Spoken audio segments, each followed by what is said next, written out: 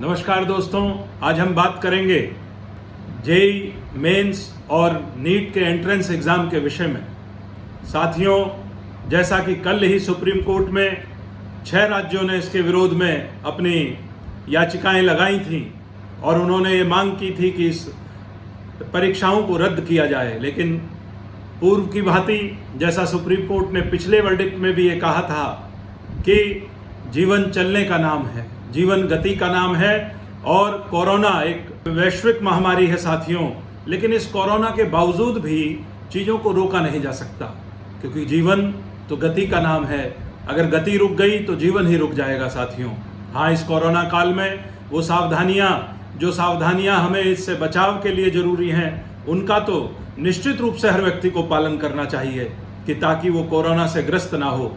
लेकिन साथियों, ये सुप्रीम कोर्ट ने बहुत अच्छा निर्णय दिया और उन 6 राज्यों की इस याचिका को खारिज करते हुए उन्होंने कहा इसमें कोई भी मेरिट का आधार नहीं है। ये बहुत खुशी की बात है उन लाखों करोड़ों छात्रों के लिए जिन्होंने अपनी तैयारी की है नीट और जेईई के लिए, और जो जेईई मेंस के एग्ज़ाम्स इस समय लगातार चल भी रहे हैं और आने वाले 13 सितंबर को नीट का भी एग्ज़ाम है साथियों। तो जिस छात्र को आगे चल करके डॉक्टर बनना है, इंजीनियर बनना है और अच्छे इंस्टीट्यूट्स में पढ़ाई करनी है, उसके लिए नितांत आवश्यक है कि ये जो एंट्रेंस परीक्षाएं हैं ये अपने समय पर हों। साथियों, इसको लेकर के विपक्ष की सरकारें लगातार इस बात का प्रयास कर रही हैं कि किस तरीके से केंद्र की सरकार ने जो नीट और जेईई मेंस की परीक्षा को कराने का निर्णय लिया, उसके खिलाफ लगातार विपक्षी दल हमलावर हो रहे हैं और विपक्षी दल कहीं ना कहीं छात्रों को बरगलाने का काम कर रहे हैं साथियों। उनकी नज़र में राष्ट्रहित, छात्रहित कुछ नहीं है। वो लोग केवल अपनी राजनीति चमकाने के लिए इस एंट्रेंस एग्जामों का विरोध कर रहे हैं साथियों। बड़ा ही दुर्भाग्यपूर्ण है। ऐसे राजनीतिक दलों को, ऐसे नेताओं को जनता को पहचानना होगा और उनके खिलाफ जनता को आवाज उठानी होगी साथियों, क्योंकि वास्तव में छात्रों का हित इसी में है कि ये परीक्षाएं हों और छात्र अपने अपने विषयों में जिस पढ़ाई के लिए आगे बढ़ना है, जाना है, चाहे मैं बात करूं इंजीनियरिंग की और चाहे मैं बात करूं डॉक्टरी की या किसी भी और दूसरे एंट्रेंस एग्जाम्स की, तो उन छात्रों को ये मौका मिलना ही चाहिए निश्चित रूप से साथियों। क्योंकि देखो साथियों, ये कोरोना का काल है, इससे तो कोई इनकार नहीं कर सकता कि पूरा विश्व इससे ग्रस्त है। इस भयानक बीमारी से हर आदमी परेशान है। लेकिन साथियों, इस बीमारी के बावजूद भी जीवन को तो चलना है, क्योंकि ये कोरोना कहीं जाने वाला तो है नहीं साथियों। इससे तो मात्र अपनी सावधानी रख के इससे बचाव ही एकमात्र उपाय है।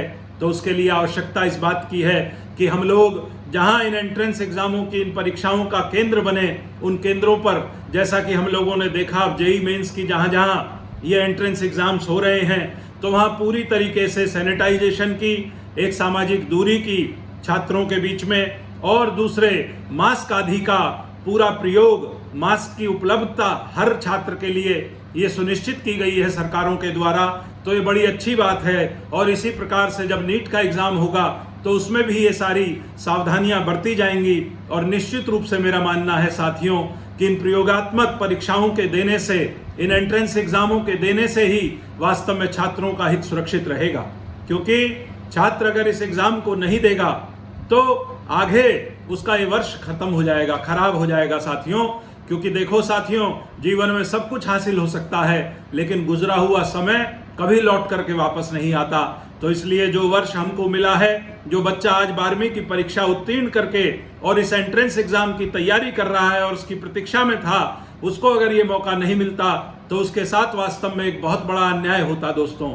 तो ये जो कदम हमारी सरकार ने उठाया, सुप्रीम कोर्ट ने उठाया, ये बहुत स्वागत के योग्य है। और उन विपक्षी दलों के नेताओं को भी ये समझना चाहिए कि वो इसका विरोध करके कहीं ना कहीं अपनी राजनीतिक जमीन को खिसकाने का काम कर रहे हैं और कहीं ना कहीं उस नौजवान को, उस छात्र को बरगलाने का काम कर रहे हैं, उसको बहकाने का काम कर रहे हैं, उसके भविष्य से खिलवाड़ करने का काम कर रहे हैं। ऐसे नेताओं को, ऐसे राजनीतिक दलों को भी सचेत होने की आवश्यकता है और अपनी भूल की सुधार करने की आवश्यकता है।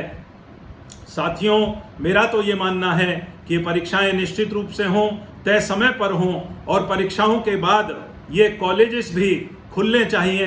पढ़ाई का क्रम जो ऑनलाइन लगातार चल रहा है, उसको वास्तव में जब सरकारें इस बात को सुरक्षित समझें और सही समझें तो कॉलेजों को खोल करके पढ़ाई को निरंतरता के साथ में आगे गति देने का काम भी सरकारों को बहुत जल्द करना होगा, क्योंकि कोरोना के डर से भय से ग्रस्त होकर के जीवन अपनी गति को नहीं रोक सकता।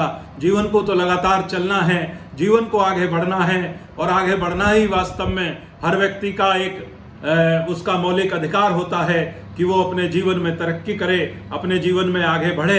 उसके लिए आवश्यकता इस बात की है कि लगातार वो मेहनत करे, और वो जो छात्र इन परीक्षाओं में बैठ रहे हैं, अगर हाँ किसी के साथ में कोई परेशानी है, कोई छात्र नहीं बैठ सकता, तो साथियों ये मौका उसके पास फिर होगा, वो दोबारा से अपने एंट्रेंस की तैयारी करे और दोबारा से इन परीक्षाओं को दे। क्योंकि जिसको नहीं बैठना किसी भी कारण से, अगर वो बीमार है या उसके साथ कोई और दिक्कत है, तो वो ना बैठे, लेकिन जो छात्र बैठना चाहते हैं कम से कम उनके हितों को तो सुरक्षित रखा जाना चाहिए। ये बहुत आवश्यक है, और इस सुप्रीम कोर्ट के निर्णय का और भारत की सरकार का, शिक्षा मंत्रालय के इस निर्णय का बहुत स्वागत हर व्यक्ति को करना चाहिए। राष्ट्र हित में लिया गया निर्णय है, और वास्तव में इसी में इन छात्रों का, जो छात्र इन परीक्षाओं में बैठेंगे, उनका हित सुरक्षित है, देश का भविष्य सुरक्षित है। इन्हीं बातों को कहते हुए बहुत बहुत धन्यवाद। जय हिंद, जय भारत।